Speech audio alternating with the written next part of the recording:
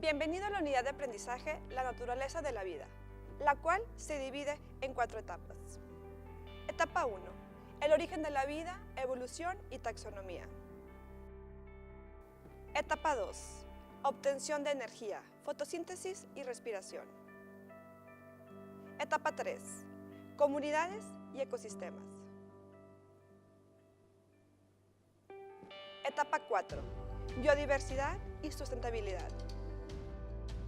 El propósito de este curso es que conozcas y comprendas el medio que te rodea, abarcando desde el origen del universo y su evolución, los procesos de obtención de energía, los fenómenos y procesos relacionados con las interacciones de los seres vivos, así como el efecto de la actividad humana en el ambiente. Todo esto con la intención de que puedas proponer acciones viables hacia un estilo de vida sustentable.